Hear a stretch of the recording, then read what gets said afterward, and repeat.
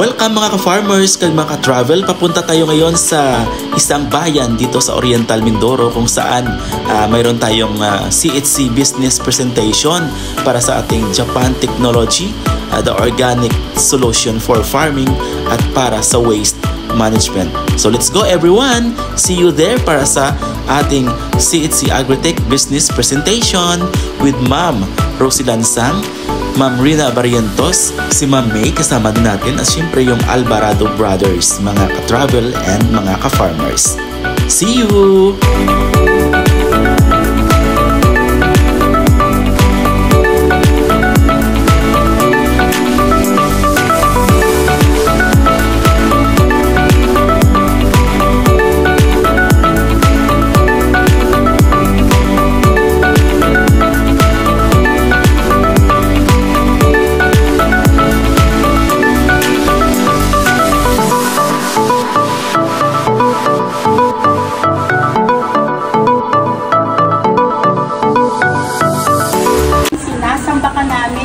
Nagbibigay sa amin ng buhay, nagbibigay sa amin ng kalakasan sa araw-araw, nagbibigay sa amin ng aming mga pangangailangan, O God. Lord, sa oras na ito, amin pong tinataas sa iyo, amin pong pagpupulong na ito, hayaan mo na ang bawat isa na mag-impart po kami na makakatulong po sa kanilang pagsasakan, even po sa kanilang mga kabuhayan.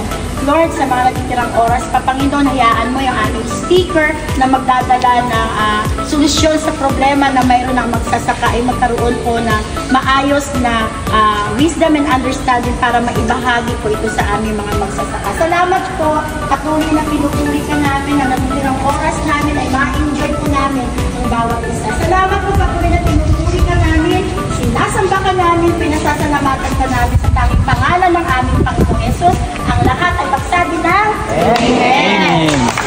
So napakaganda po ng umaga po namin, magpapakilala po ako ulit. Ako po si Rina Barrientos. Rina Queen.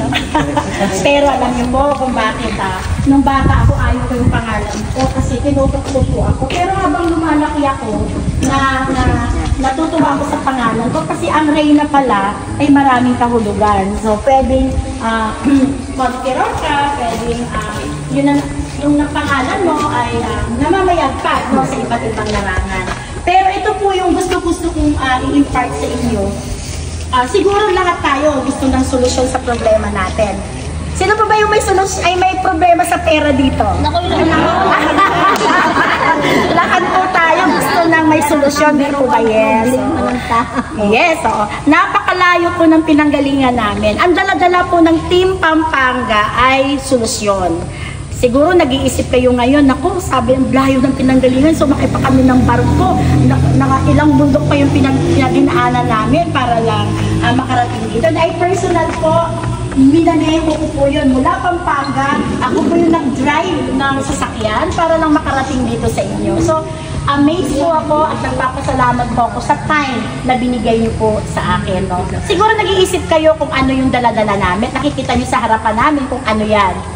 Lahat po ba dito yung magsasaka?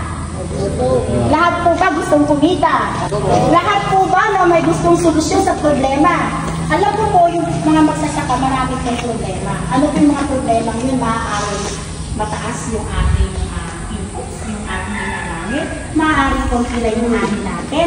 Maaaring kulang yung hindi sufficient yung lahat ng income ng lupa natin. So, yan po yung bibigyan natin ng solusyon ngayon. So, bago po natin ito uumpisahan, ang una ko pong ipakilala sa inyo, isa po itong, graduate po ito ng agriculturist sa Kisao.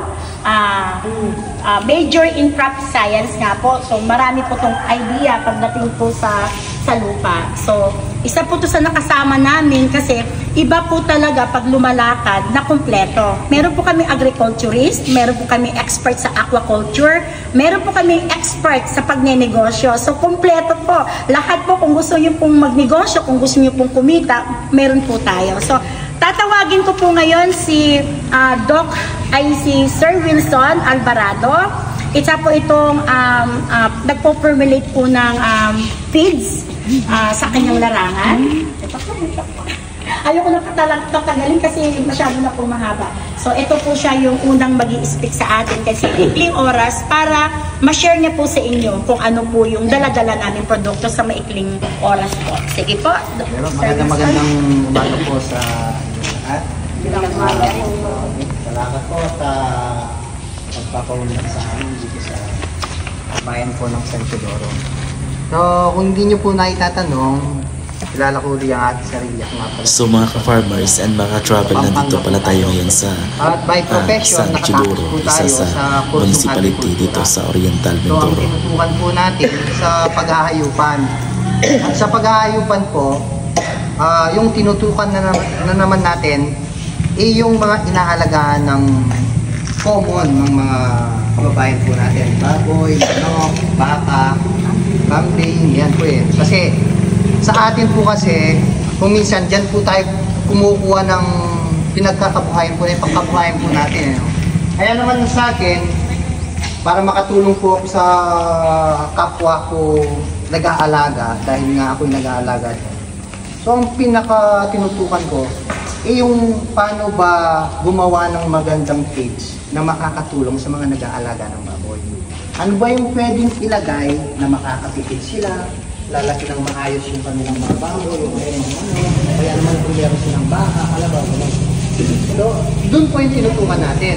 And then one day, meron pong pinag-share sa akin, isang napakagandang produkto galing po ng Japan. Sabihin ko po, kung ano yung naging resulta na noon. Kasi nga, kahit anong iharap sa akin, sabihin na natin, kahit lupa yung iharap sa akin, papakain ko sa aking alagang baboy o sa alagang manok, tapos tataba siya, tatanggapin ko eh. So, sabi ko sa nag-alok sa akin, yan ba ay hindi ko na alamin kung saan nanggaling yan. Ang gusto ko marinig is gaganda ba yung aking mga baboy, yung aking mga manok. At higit sa lahat, makakamenos ba ako sa aking mga pakain? Sabi ko gano'n. Pinunto ko na siya eh. Kung hindi, magwalayin tayo ang maaga, sabi ko. So, tinry ko po itong inalok sa akin na Japan technology. Sinubukan ko po sa aking alagang baboy. E nung nag-compute po ako, nakatipid po ako ng isang sakong dates sa alaga kong baboy. Sabi ko, yung pakain ng baboy ngayon, dahil gumagawa po ako ng feeds, naglalaro po siya sa 1,500 to 2,000 ang isang sako. Pero po, kung hindi ko na po kukunin yun sa bulsa ko, nakatipid po ako ng 1,500. Di po ba maganda yun?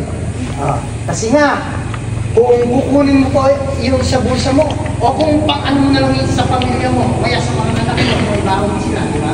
Panggastos mo na lang. O kaya naman sa susunod na pang-alaga mo, yun na yung gagamitin mo, edi mas maganda. Tapos po, ang kinaganda nun, yung aking harvest period, umabot lamang ng 3 to 4 months.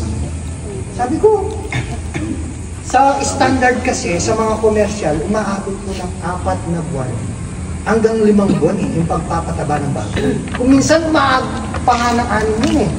Pero ito, maganda yung resulta. Magandang ipamalita sa kapwa ko nag-aalaga ng baboy, sa kapwa ko nag-aalaga ng mga manok. Kaya naman narito po kami para buong puso namin ipapakilala sa inyo yung mga naging resulta ng aming pong mga trials. Para kayo din po ay magkaroon ng benepisyo kung gaano kaganda yung ating pong technology. Yes. So, yun lamang po sa umaga ito. God bless po. Salamat po sa maikling pagbibigay mo ng knowledge patungkol po sa pag-aalaga po natin. So, ang susunod ko pong tatawagin ngayon, ito po ay ang oras po ng taong ito ay nakasama namin siya. Mahirap kuhanan ng oras kasi napaka-busy po. Isa po siya sa, nanggaling po siya sa isang government na ngayon ay full-time na po na nandito kasama namin. Bakit masabi ko po? Dahil ito po ay eksperto pagdating sa halaman, pagdating sa pag-aalaga ng palay natin, sa lahat po ng klase ng industry na mayroon pong kinabibilangan ng ating pong Department of Agriculture. Dahil dati po siya na nasa Department of Agriculture po siya ng Guagua. Pangalawa din po, practitioner po siya. So mayroon po kayong mga tanong regarding po doon sa gusto nyong malaman pagdating po sa palay, pagdating po sa mga animals, ay pwede niyo po siyang direct na matanong din po. So, itong tao na to, kasama po namin sa team na kahit na napaka-busy niya po, ay pinaunlakan po kami para lang po makarating dito sa lugar niyo. So, ako po personally, tinitingnan ko po ang tao po kasi tulad niyo, pag nagbigay ng oras, pinahahalagahan po natin. Katulad po ninyo na alam ko po na sa maikling panahon ay nakapag-antay po kayo, ina-appreciate ko po. Consial, marami pong salamat sa pag-gather po sa kanila. Kasi kung hindi din po dahil sa inyo, wala po yung mga nandito. Salamat po. So tatawagin ko na po yung ating main speaker para i-share sa inyo kung ano po yung technology na dala po namin. Graduate po ito ng PISAW. Agriculturist din po ito, license. Pag sinabi po nating license, talagang alam, kumbaga, pasado. Pag pasado din yung mga sasabihin niya sa atin. Family man po ito at magaling. So, wala po, tinatawagan ko po ang ating pong kapatid po siya nung unang nagsalita ngayon. Tinatawagan ko po, walang iba kundi si Dr. Jomar Alvarado. Sige po, tawagan po natin. Good morning. Hindi naman nakakandidato. Yes. Ay, naalala ko yung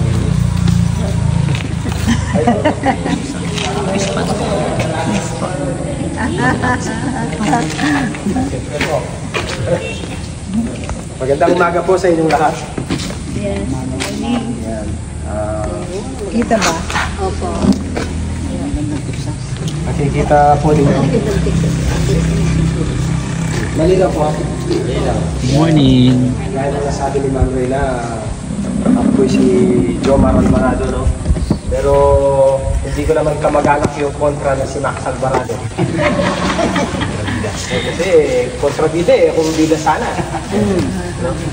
Ang ibabahagi ko po sa inyo ngayon ay mga solusyon sa mga problema. Si tatay medyo malungkot, parang may problema. Anong problema mo, tay? Ha? Marami. O baka masolusyonan natin dito, no? Ako po isang magsasaka rin. So, ang tatay ko ay isang magsasaka na. Kapag ka nagsasalita po ako, inimbitahan ako magsalita dun sa mga magsasaka. Yung mga bagong damit ang sinusuot ko. Sinusuot ko yung mga bagong Renault, ay mga bagong sising. Nakikita niyo na ako siguro. Doon tumatawa sila. Kasi nga, mataas yung pagkilala at pagpapahalaga ko sa magsasaka. Bakit? Nung nakaraang pandemic, mahirap po ba yung pandemic? Oo, mahirap, no? Lahat halos, nagsasabi na kami hindi nabigyan ng ayuda, kami nalihintay ng ayuda sa gobyerno, pero wala akong nakita na magsasaka na ano ba sa Tagalog ito? Yung sinabi niya sa gobyerno or may hinaing siya sa gobyerno na wala kami ayuda ng pagkain. Kasi alam natin, ang magsasaka, kahit ano pang pandemic ang dumating, andyan siya sa gitna ng bukid, inaararo niya yung kanyang bukid. No? May napuproduce siyang pagkain. No? Hindi siya naghihintay ng pagkain sa gobyerno. Malapay ang gobyerno ang naghihintay ng pagkain sa magsasaka. Kasi nga, para supply ng Metro Manila, yung mga karatig lugar ng Metro Manila, dahil sila naman ay hindi nagpuproduce ng pagkain nila. Pero ang nakakalungkot, ang magsasaka, tuwing eleksyon lamang nila nakikilala or kilala. Madalas kumarinig sa mga eleksyon na campaign na ako po ay anak ng isang magsasaka. O, wag niyo pong kakalimutan sa Mayo at 30. Ganyan. Di po ba? Ako, hindi ko gusto yung gano'n. No? Kasi nga, nire-respeto ko yung magsasaka. Kaya naman, lahat ng mga nalalaman ko kung pwedeng maibahagi sa kanila ng libre. Kaya naman kami dumayo pa rito para maibahagi itong kaalaman na meron kami para sa inyong pong pagsasaka, para sa inyong pagbababuyan, no? Nais namin umangat yung kabuhayan ng mga magsasaka, kaya naman kalipat-lipat kami ng bayan para maibahagi, maituro yung kaalaman na aming natutunan sa eskwelahan, maging doon sa mga karanasan sa aming pagsasaka.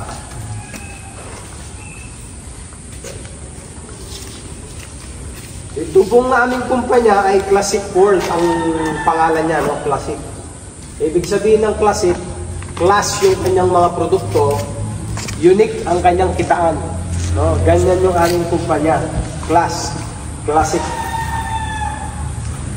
At siyempre, para masabi natin na class yung mga produkto, dapat meron silang mga sertifikasyon. No? Kanina sinabi ni Madam na tayo nakatapos ng agrikultura. Siyempre kapag sinasabi mong ganyan na yan, nakalam yan sa agrikultura, nag-aaral sa ganyan, ang patunay ay yung kanyang lisensya, di po ba? Tayo naman yung mga sertifikasyon galing sa iba't ibang ahensya ng gobyerno na pinapatunayan kung ano ang galing at kalidad ng kanilang produkto. Meron po tayo dito National Institute of Molecular Biology galing sa UPLB. Sino na pong nakapaglakbay-aral sa UPLB? Meron na po sa inyo? Wala pa. Pero saan na po kayo nakapaglakbay-aral? Sa PhilRice? Meron na po. Wala pa. So wala pa halos po ano. Pero dito lang siguro yung lakbay-aral nyo. Dito sa Kalapan, ganyan. Kapag ka mayroong mga pa-demo ng palay, siguro pumupunta po kayo, ano?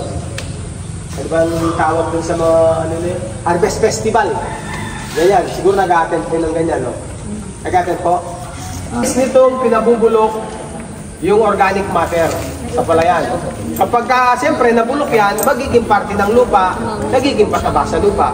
Ito yung ini-spray sa lupa para gumanda yung kalidad ng lupa. Yung soil velocity, yung soil texture, yung cation exchange capacity, yung water holding capacity, gumaganda, bumabalik sa kanyang dati condition or yung sinasabi nila ecological balance.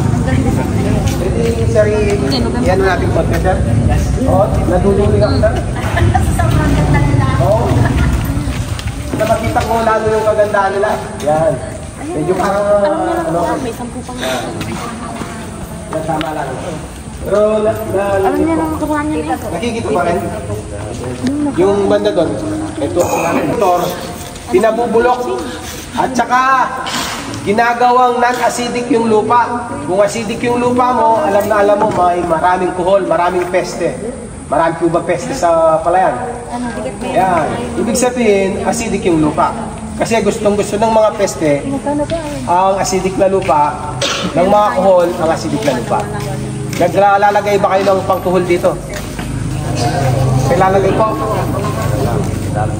Ito po, base sa karanasan namin, nung in-spray namin sa palayan, kung kwadrado ang inyong palayan, pumupunta sila sa gilid. Tama ba yung sinabi ko sa kwadrado? O square?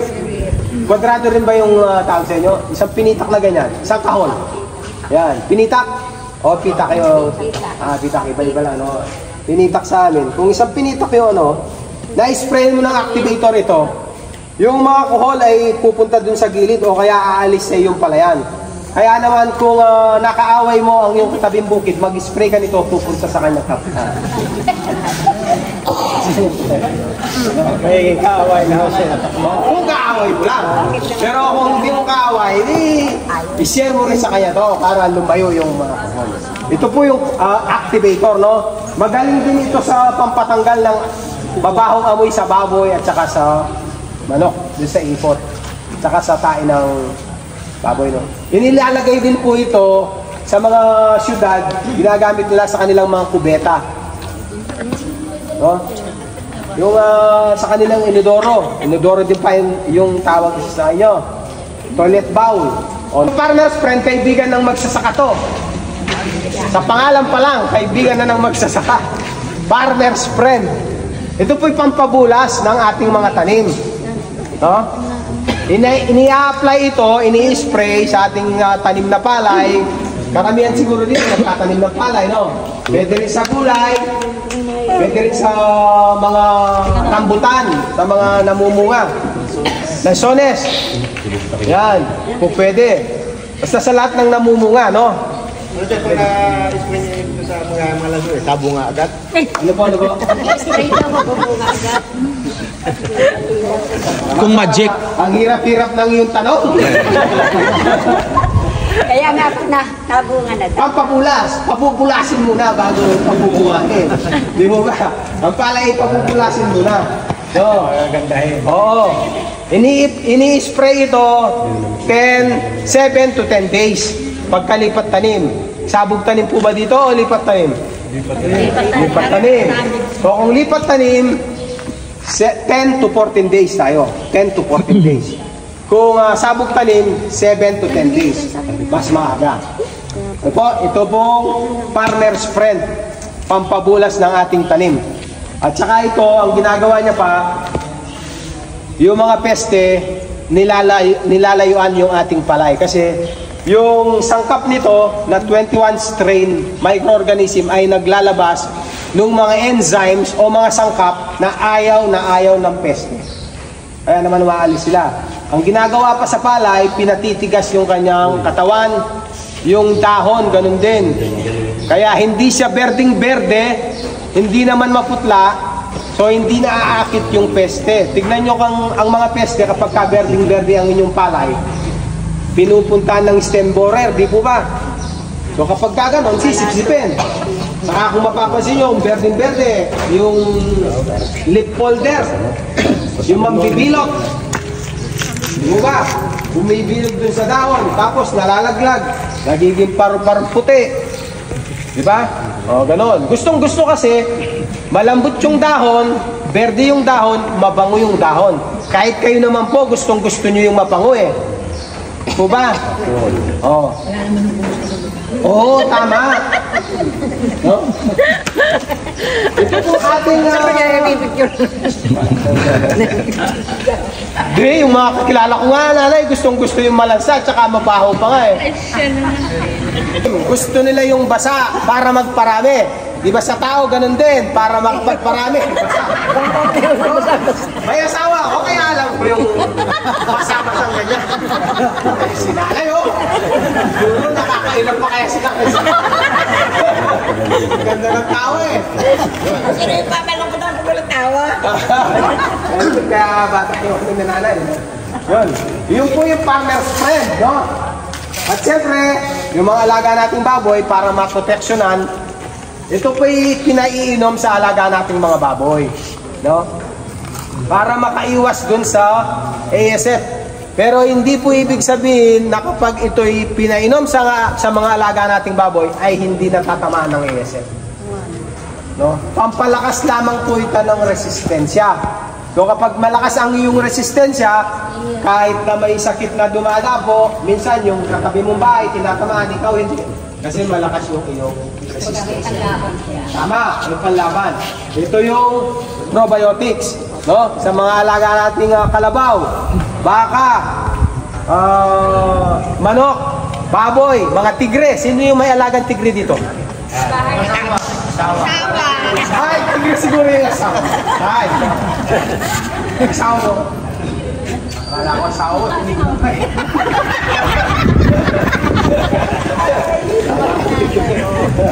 Yan.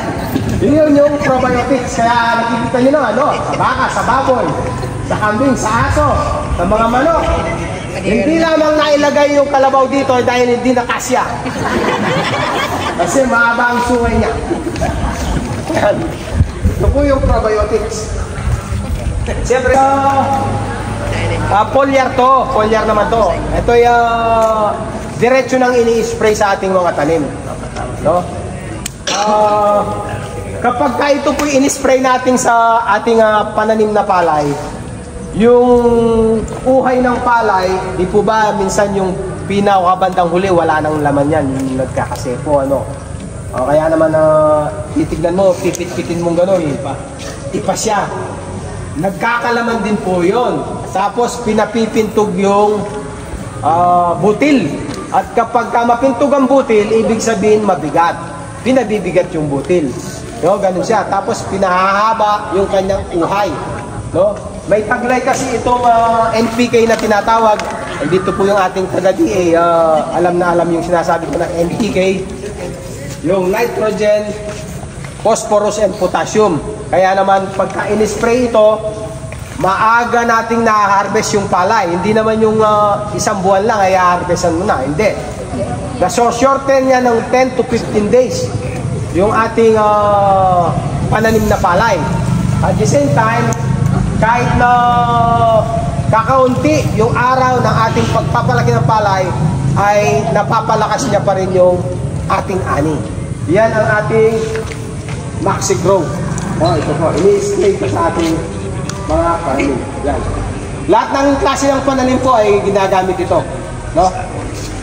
Aqualite. No? Yan lang ay walang mga gaanong nagpipispan dito, pero nagawi kami ng kalapan, bongabong, loas, marami palang ano dyan, nagpapalayan at saka yung nagkakalaga ng panamay, bangus, ganyan din, no? Pero sa kanila ay tumatawa ngayon yung ASF. Kaya nung South po ba yung banda doon? Tinag-talk din ako doon para bigyan sila ng kaalaman tungkol sa ASF. Dahil di nyo po na itatanong, nung ako'y nasa gobyerno, ako yung team leader ng mga nagkokuryente ng baboy kapag katinamaan na. So, halimbawa, tinawagan ako ng regional office, mag-kukuryente tayo ng baboy ngayon, depopulation ang tawag dun eh.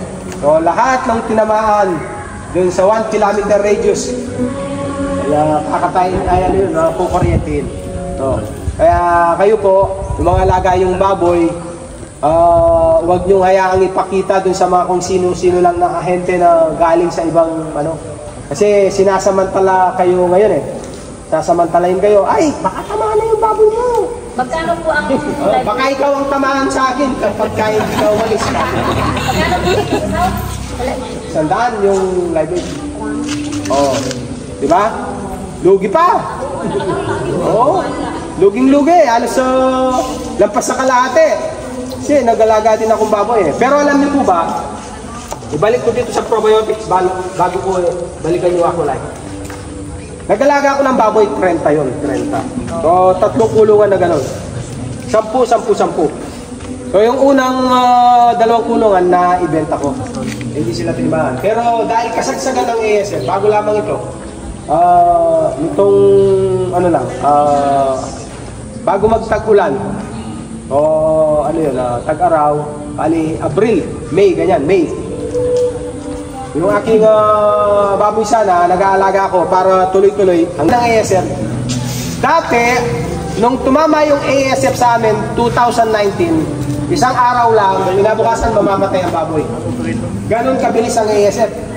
Pero nung tumama sa ikalawang pagkakataon, naging matibay na yung mga baboy, lalo na nung pinainom namin ng probiotics. Tumagal sila hanggang 10 araw. Ano yung ibig kong sabihin? Doon sa 10 araw na yon, makakagawa pa kayo ng paraan. Oo. Pwede nyo turuan ng antibiotic. Kanya lamang ako, hindi ko tinuruan ng antibiotic. Kasi Mayo naman, di ba? Mayo. Yung election, Mayo, sa pambarangay, tumatakbo ako ng kagawad doon eh. Talo.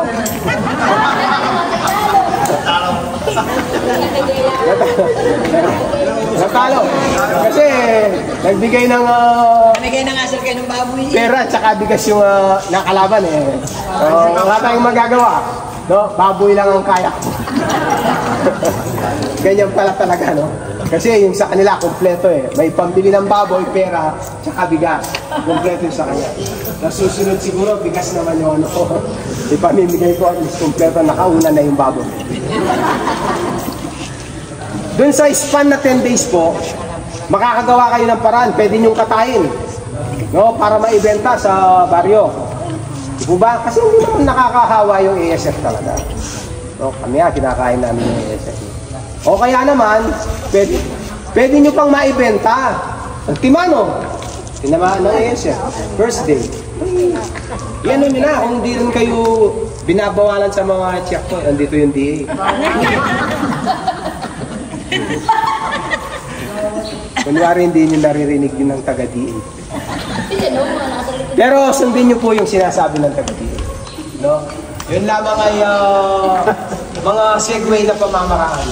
Ibig sabihin doon sa 10 days, marami na kayong pwedeng magawang paraan. Kung halimbawa, hindi binabawalan ng DA, may checkpoint, hindi ka tayo nyo po i-freezer nyo. Di ba ba? Ay, nuhuli rin sa freezer. Ay, dadali mo sa bilalabas. Hindi, dun lang, pang-consume lang. Ganun siya. Pero para, siyempre, nandiyan yung DA, ayaw nilang lumabas. Ay, aming DA, nakapag-isip na. Baka hindi na kami makalabas dito. Siyempre, sila kinokontrol. Kabaro ko po yan eh. Yan. Dati akong sa DA eh. Ikaw ba? Yan. Siyempre, hindi nila hinahayaan makalabas kasi nga ayaw nilang pumasok. Ganun naman siyempre. Trabaho nila yan. Kaya dapat ginagampanan lang nila yung kanilang trabaho. Balik tayo dito sa Aqualife. Nandito na eh. Para makaiwas tayo sa fish kill. Kung nagalaga na po kayo ng tilapia, mga hito, kung kailan sila malaki, doon sila namamatay. Yeah. Kasi may fish pond din kami dati. Kung kailan 4 fingers na, 5 fingers na, kung kailan na-harvestin na, doon sila magkakamatayan. Kung kailan malaki na yung gastos. Ganun din sa baboy. Kung kailan na kumain na ng 4 na sako, 5 sako, doon siya ma-atake minsan. Di po ba? Nung big pa, ang sigla-sigla. Pero nung malaki na, no? Ganyan. Ganyan yung iniiwasan natin sa Aqualife, yung fish kill, no? Ganon din naman dito sa probiotics. Para maging malakas yung kanilang resistensya. Iyan po ay yung solusyon na aming dala sa ating paghahayupan, pagpapalayan at paggugulayan. Ano po ba tayo? Solusyon po ba? Bago po tayo magsara ay meron po akong ulikad na pa ilang minuto lang. Ito po galing po siya. Kasama po namin ito galing po ng Iloilo, Capiz at Bacolod, yung area niya po, na which is nagkaroon po ng magagandang resulta. Hindi ko na po patatagalin kahit na ilang minuto lang bago po tayo maghiwa-hiwalay. Tatawagin ko po ang aming coach na si Coach Ruel Valenzuela ng Rojas Capiz. Sige po, last po. Good morning everyone. Good morning. Ako si Ruel Valenzuela, taga Capiz. Medyo inantok ako ngayon kasi mahalon sa taas eh. Kasi hindi ako nagbarko, hindi ako nag-aeroplano. Nag-ipad lang ako. Okay, may pa-promo tayo. May parapol tayo ngayon, cellphone yung premium natin. Kaso natapos yung talk ni Doc. Kung sino kasi yung magre-ring mamaya na cellphone, yung paparapol natin. Kaya paki-turn off yung cellphone. Galing ako ng Capiz, yung area ko is Iloilo, buong Western Visayas. At tapos yung mga client namin is buong municipality ng Iloilo, 44 municipality ng Iloilo, 42 municipality yung client namin. Yung BPI, Bureau of Plant Industry, Guimaras, Negros, at Iloilo client din namin. Kasi grabe yung products natin. Very effective po siya. Kasi yung products natin, nag-create siya ng environment sa lupa. Na sa sunod-sunod natin gamit, sa sige-sige natin gamit, makakipid din tayo sa products natin. Kasi kung-create siya ng environment sa ilalim ng lupa natin para matulungan yung environment natin. Para healthy din tayo. Kasi mahirap kasi yung pinakain natin ngayon, puro ng chemicals. Dapat ibalik natin yung pamamaraan ng yung dati pang inumpisahan ng mga matatanda natin. Kasi lahat ngayon upgraded na, yung the way of farming na yung hindi. Pati yung aswang dati, tutol yung dito. Ngayon hindi na. Kasi ang yung aswang.